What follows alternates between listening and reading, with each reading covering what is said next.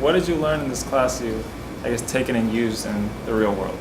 Probably just the whole idea of like having like a smart approach to having an internet presence, because that's something I hadn't really thought about. And I mean, I'm 19, so I'm still young, and I haven't really like done anything in the career world. But kind of after taking this class and being in EMAC this semester, I kind of got a better idea of like how to use Twitter to like better present myself to the business world, as well as like not that I really had a problem with like Facebook, like being obscene on Facebook, but like that's out there now. And we talked a little bit about like search engine optimization and like having blogs and like kind of having an online presence that's smart and that can get you the farthest. So I think that's something that I'll be able to take away, is that just like when I move forward and I know that I'm going to have to use the internet like more in the job world, and when I graduate college, and probably even as I continue further college, that like I'll be able to approach it and have knowledge of all of these things, and like not be naive but also be smart about using them.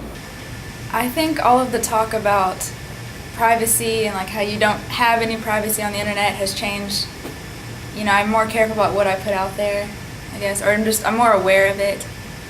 And all of these surveillance cameras. Yeah. Aware of just, everyone is watching you all the time, even if you want them to or not. Probably the privacy. I didn't realize to what extent Facebook, I guess, went about violating people's, privacy rights. I guess you could just. So you've like made a lot of changes based off, I guess, what you learned in class? To your Facebook profile, or? Not necessarily, but I'm definitely more aware of what I do and what kind of information I'll divulge to them. I use Twitter more, and before this class, I was actually on Facebook more often, like every day. And I find myself on Facebook less and using kind of the Twitter feeds and kind of the network that I've built on Twitter to ask questions and gauge responses over Facebook. And that I thought was interesting, because remember we did that project where you was not on Facebook for the week. You remember that assignment? And then that lady interviewed me. Did she interview you too? No, she was supposed to, but. Oh, sorry. Okay. Anyways, so after that, it was crazy how that lessened my desire to go on Facebook, because during that week I was on Twitter more, and so it was like, oh my God, this is so much cooler.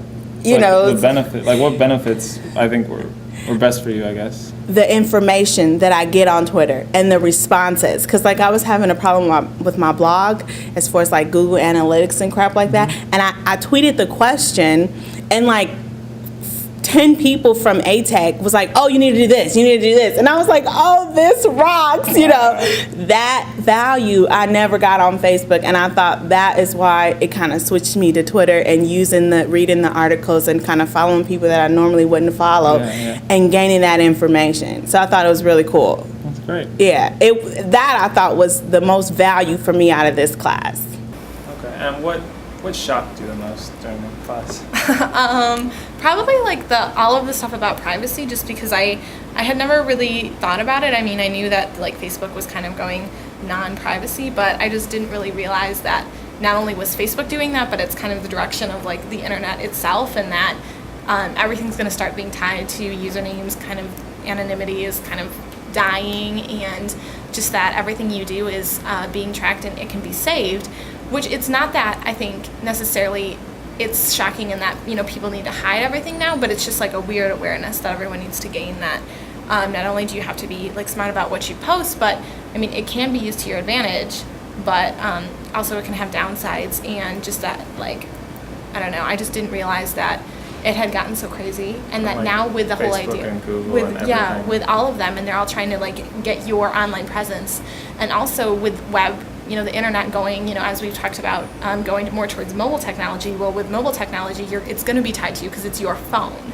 So I don't know, I think that's kind of interesting to consider, not only that it's gone this direction with computers and how much information is being saved on everyone and how much can be tracked on people just with computers, but with phones, I mean, that's like your own personal thing. You don't go to like a phone lab to, it's your own personal device. So I just think it's kind of shocked me, because I mean, I have an internet presence, but I still think of myself as being like not really like internet findable. But after all we've talked about, it kind of seems like everybody is. It's kind of unavoidable unless you just don't go online at all. Yeah, it's kind of giving me a feeling like you try to escape by leaving your computer, but your cell phone's following you around. Because now cell phones are, you know, like mobile internet. So it's like even if you leave your computer and you say, oh, or like even if you quit Facebook, like there's still other things like we've talked about with tracking like Google searches and email and everything. Like even if you leave one thing, like you're still going to move to another thing. And since we've kind of become reliant on this technology, it's like you're just moving from one to the other. And some might have better privacy than others, but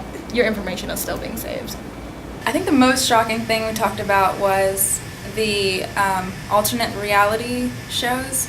There was this a participative drama series called The Truth About Marika, and it was set up by this network that made a story about a person gone missing, and then someone came on the news and said that that was their story and they had stole it and it was real life, when in reality all of it was fake.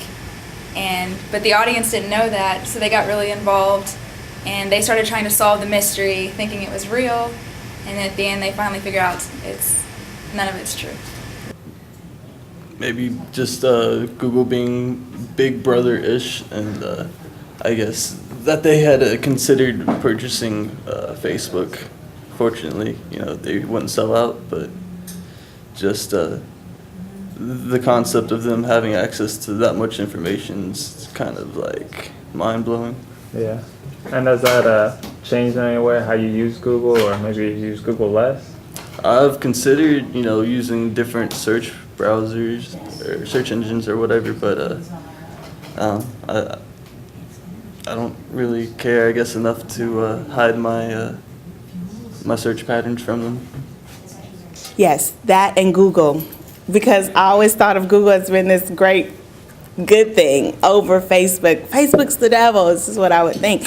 And then after the Google presentation, you're like, well, really? You know, they do all this? And it was a shocker, but the crazy thing about it is it didn't change my habits. No, wow. So like I still use Google the same, I still use other applications, but in the back of my mind I'm like, oh, this is crazy, they're tracking this, but it doesn't matter. Yeah. And that I thought was the weirdest part, was that it doesn't matter. Even though you're aware? Even though I'm aware. Did you change the settings? On Facebook I did. Okay. On Facebook I changed all my privacy settings and I kind of edited that, but I didn't on Google, which I thought was interesting because in my mind I still think they're the good guy, even though after doing the readings and watching the videos, kind of like Just the lesser of the two evils, I guess? yeah.